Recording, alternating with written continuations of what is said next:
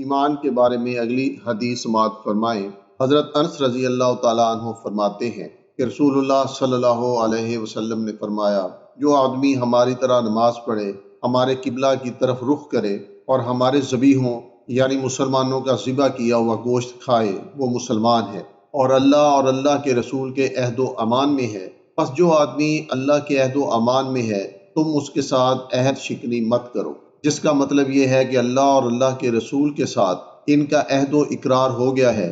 ان کی جان و مال اور عزت و آبرو کی حفاظت کا ذمہ اللہ اور اللہ کے رسول نے لے لیا ہے، اس لیے مسلمانوں کو چاہیے کہ ان کے ساتھ کسی قسم کا برا سلوک نہ کریں۔ ایمان کے متعلق اگلی حدیث سماعت فرمائیں۔ حضرت ابو ہریرہ بیان کرتے ہیں کہ ایک دیہاتی رسول اللہ صلی اللہ علیہ وسلم کی خدمت میں حاضر ہوا اور عرض کیا، یا رسول اللہ، مجھے کوئی ایسا عمل بتا دیجئے کہ جس کے کرنے سے میں جنت میں داخل ہو جاؤں۔ آپ صلی اللہ علیہ وسلم نے فرمایا، اللہ کی عبادت کرو، کسی کو اس کا شریک نہ ٹھہراؤ، فرض نماز پڑھو، فرض زکوٰۃ ادا کرو اور رمضان کے روزے رکھو۔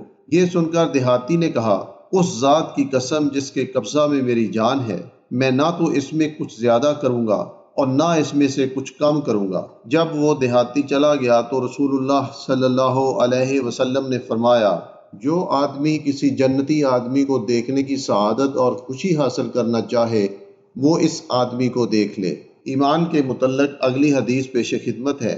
حضرت سفیان بن عبداللہ ثقفی فرماتے ہیں کہ میں نے رسول اللہ صلی اللہ علیہ وسلم کی خدمت اقدس میں عرض کیا، یا رسول اللہ، مجھ کو اسلام کی کوئی ایسی بات بتا دیجئے کہ آپ کے بعد پھر مجھ کو کسی دوسرے سے پوچھنے کی ضرورت باقی نہ رہے۔ اور ایک روایت کے الفاظ اس طرح سے ہیں کہ آپ صلی اللہ علیہ وسلم کے علاوہ کسی دوسرے سے پوچھنے کی حاجت نہ رہے۔ آپ صلی اللہ علیہ وسلم نے فرمایا، زبان و دل سے اس بات کا اقرار کرو کہ میں اللہ پر ایمان لایا اور پھر اس اقرار پر قائم رہو۔ ایمان کے متعلق اگلی حدیث سماعت کریں۔ حضرت طلحہ بن عبید اللہ فرماتے ہیں، اہل نجد میں سے ایک آدمی رسول کریم صلی اللہ علیہ وسلم کی خدمت اقدس میں حاضر ہوا، جس کے سر کے بال بکھرے ہوئے تھے۔ ہم اس کی آواز کی گنگناہٹ تو سن رہے تھے، لیکن فاصلے پر ہونے کی وجہ سے یہ سمجھ نہیں آ رہا تھا کہ وہ آپ صلی اللہ علیہ وسلم سے کیا کہہ رہا ہے، یہاں تک کہ وہ رسول اللہ صلی اللہ علیہ وسلم کے بالکل قریب پہنچ گیا تو ہم نے سنا کہ وہ اسلام کے فرائض کے بارے میں سوالات کر رہا ہے۔ رسول اللہ صلی اللہ علیہ وسلم نے اس کے جواب میں فرمایا، رات دن میں 5 نمازیں فرض ہیں۔ یہ سن کر اس آدمی نے کہا، کیا ان نمازوں کے سوا مجھ پر کچھ اور نمازیں بھی فرض ہیں؟ آپ نے فرمایا، نہیں، مگر نفل نمازیں تمہیں پڑھنے کا اختیار ہے۔ پھر رسول اللہ صلی اللہ علیہ وسلم نے فرمایا، اور ماہ رمضان کے روزے فرض ہیں۔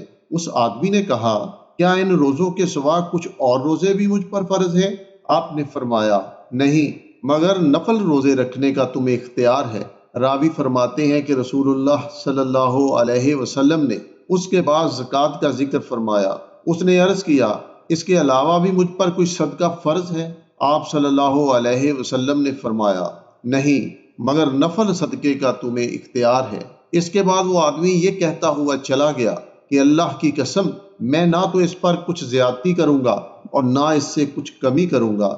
رسول اللہ صلی اللہ علیہ وسلم نے فرمایا، اگر اس آدمی نے سچ کہا ہے تو نجات پا گیا اور کامیاب ہو گیا۔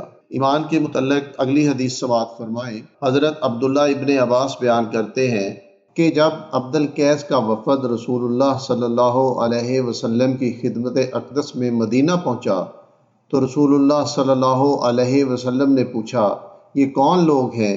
یا یوں پوچھا کہ یہ کس قبیلے کا وفد ہے؟ لوگوں نے جواب دیا کہ قبیلہ ربیہ کے افراد ہیں۔ آپ صلی اللہ علیہ وسلم نے فرمایا، خوش آمدید، کیونکہ تم لوگ خوشی سے مسلمان ہو کر آئے ہو، اس لیے نہ دنیا میں تمہارے لیے رسوائی ہے اور نہ آخرت کی شرمندگی۔ اہل وفد نے عرض کیا، یا رسول اللہ، چونکہ ہمارے اور آپ صلی اللہ علیہ وسلم کے درمیان کفار مضر کا مشہور جنگجو قبیلہ رہتا ہے، اس لیے ہم آپ کی خدمت میں جلد جلد حاضر نہیں ہو سکتے، صرف ان مہینوں میں آ سکتے ہیں جن میں لڑنا حرام ہے، لہٰذا آپ صلی اللہ علیہ وسلم حق و باطل کے درمیان فرق کرنے والے ایسے احکام ہمیں عطا فرما دیجئے جن پر ہم خود بھی عمل کریں اور ان لوگوں کو بھی ہم اس سے آگاہ کر دیں جن کو اپنے پیچھے اپنے وطن و قوم میں چھوڑ کر آئے ہیں، اور اس پر عمل کرنے سے ہم جنت میں داخل ہو جائیں۔ اور اسی کے ساتھ انہوں نے ان برتنوں کے بارے میں بھی پوچھا جن میں نبیذ یعنی شراب بنائی جاتی تھی کہ کون سے استعمال میں لائے جا سکتے ہیں اور کون سے نہیں۔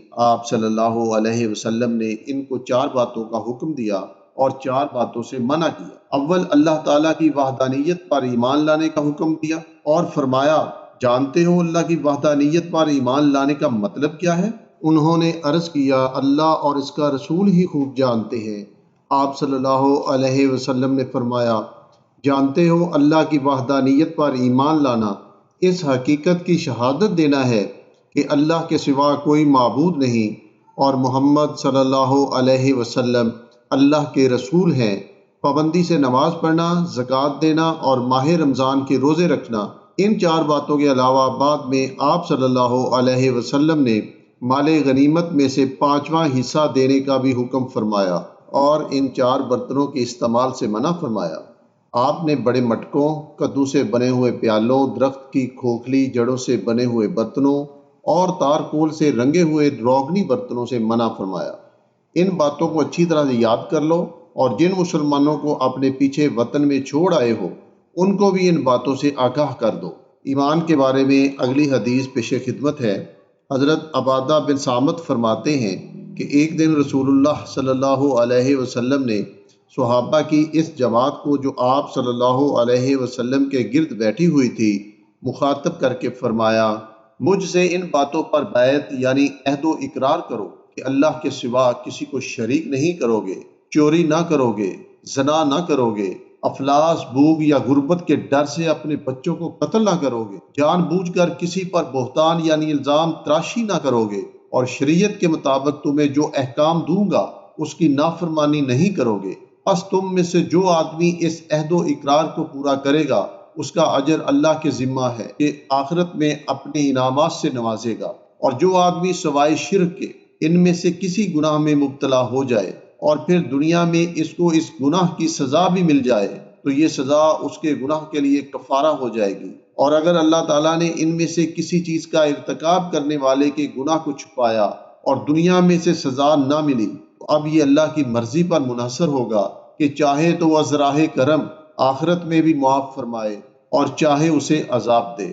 راوی فرماتے ہیں کہ ہم نے ان سب شرطوں پر آپ صلی اللہ علیہ وسلم سے بیعت کی۔ ایمان کے متعلق اگلی حدیث سماعت فرمائیں۔ ابو سعید خدری بیان کرتے ہیں کہ رسول اللہ صلی اللہ علیہ وسلم ایک مرتبہ عید الفطر یا بقر عید کی نماز کے لیے عیدگاہ تشریف لائے تو عورتوں کی ایک جماعت کے پاس بھی تشریف لے گئے جو نماز کے لیے ایک الگ کونے میں جمع تھیں، اور ان کو مخاطب کر کے فرمایا، اے عورتوں کی جماعت، تم صدقہ اور خیرات کرو کیونکہ میں نے تم میں سے اکثر کو دوزخ میں دیکھا ہے۔ یہ سن کر ان عورتوں نے کہا، یا رسول اللہ، اس کی وجہ کیا ہے؟ رسول اللہ صلی اللہ علیہ وسلم نے فرمایا، تم لعن طعن یعنی برا بلا بہت کرتی ہو اور اپنے شوہروں کی نافرمانی و ناشکری کرتی رہتی ہو، اور میں نے عقل و دین میں کمزور ہونے کے باوجود بھی ہوشیار مرد کو بیوقوف بنا دینے میں تم سے بڑھ کر کسی کو نہیں دیکھا۔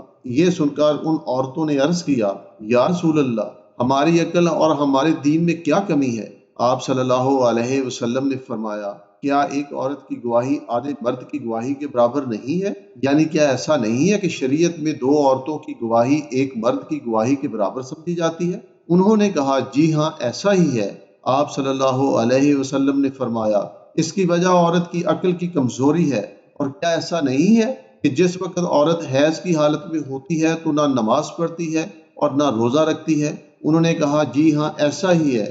آپ صلی اللہ علیہ وسلم نے فرمایا، یہ اس کے دین میں نقصان کی وجہ ہے۔ ایمان کے متعلق اگلی حدیث سماعت کریں۔ حضرت ابو ہریرہ رضی اللہ تعالیٰ عنہ فرماتے ہیں کہ رسول اللہ صلی اللہ علیہ وسلم نے فرمایا، اللہ تعالیٰ فرماتا ہے کہ ابن آدم انسان مجھ کو جھٹلاتا ہے اور یہ بات اس کے لیے مناسب نہیں، اور میرے بارے میں بدگوئی کرتا ہے حالانکہ یہ بات اس کے لیے مناسب نہیں ہے۔ اس کا مجھ کو جھٹلانا تو یہ ہے کہ وہ کہتا ہے کہ جس طرح اللہ نے مجھ کو اس دنیا میں پہلی مرتبہ پیدا کیا ہے اسی طرح وہ آخرت میں مجھ کو دوبارہ ہرگز پیدا نہیں کر سکتا۔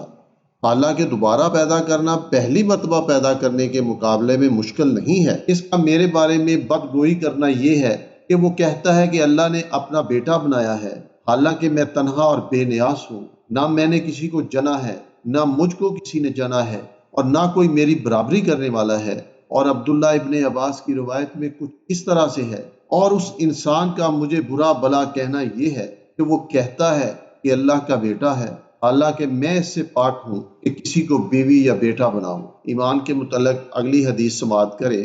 حضرت ابو ہریرہ فرماتے ہیں کہ رسول اللہ صلی اللہ علیہ وسلم نے فرمایا کہ اللہ تعالیٰ فرماتا ہے، ابن آدم یعنی انسان مجھے تکلیف دیتا ہے اس طرح کہ وہ زمانے کو برا کہتا ہے، حالانکہ زمانہ کچھ نہیں، وہ تو میں ہی ہوں، تمام معاملات میرے ہاتھ میں ہی ہیں، اور میں ہی دن رات